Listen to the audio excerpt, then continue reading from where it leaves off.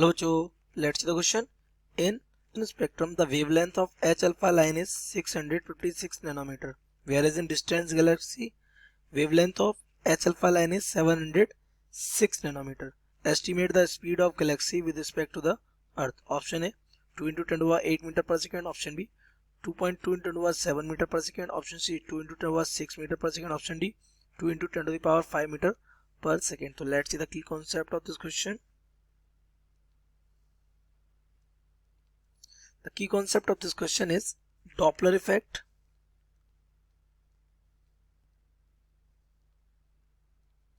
What is Doppler effect? ये होता क्या है? It is the change in frequency or wavelength of light.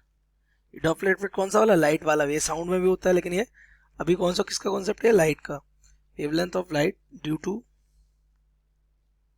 The relative motion of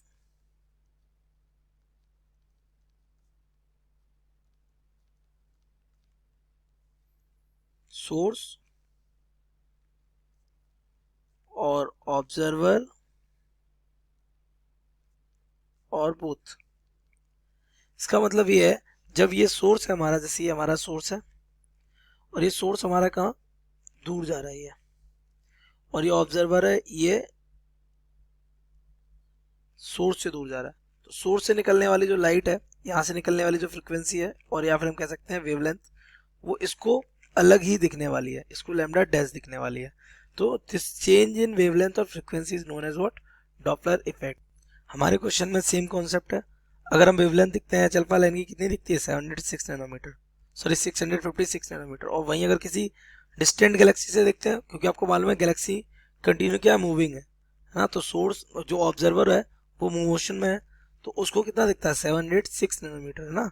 तो according to Doppler effect,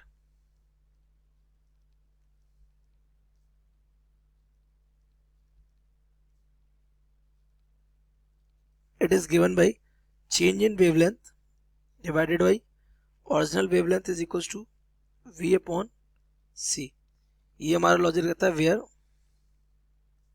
c is what? Speed of light in vacuum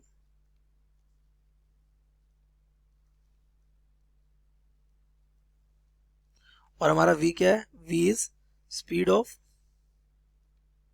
ये आपसे क्या पूछा आपने, इसने आपसे स्पीड ऑफ गैलेक्सी पूछा ना, तो अब हम कह सकते हैं स्पीड ऑफ गैलेक्सी बोल देते हैं इसको. ओके. तो यहां से अगर हम देखें तो हमें गिवन है लैम्डा में कितना गिवन है? 656 नैनोमीटर. ये कितना दिख रहा था? 656 दिख रहा था. कितना हो गया? 706 हो गया. लैम्डा डैश कितना हो जाता है? 706 नैनोमीटर.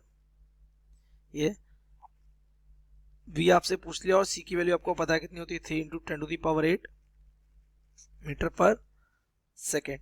तो यहाँ पे अगर हम डेल्टा एल को देखें तो this becomes lambda dash minus lambda upon lambda is equals to what? v upon c. तो v इक्वल c की वैल्यू कितनी हो जाएगी? 3 into 10 to the power 8 into, ये दोनों नैनोमीटर में, तो इनकी वैल्यू से पुट कर देते ही हो जाएगा 706 माइनस 656 डिवाइडेड बाई कितना? 656. तो हो गया 50 into 3 into 10 to the power 8 and divided by 656. v equal हो जाएगा कितना? 150 upon 656 into 10 to the power 8. ये डिवाइड आप करेंगे तो it will get 0.22 into 10 to the power 8 metre per second, और we can say v is equals to 2.2 into 10 to the power 7 metre per second. तो this is the speed of galaxy. Option match करेंगे तो 2.2 10 to 7 metre per second. Option B is correct. So the correct option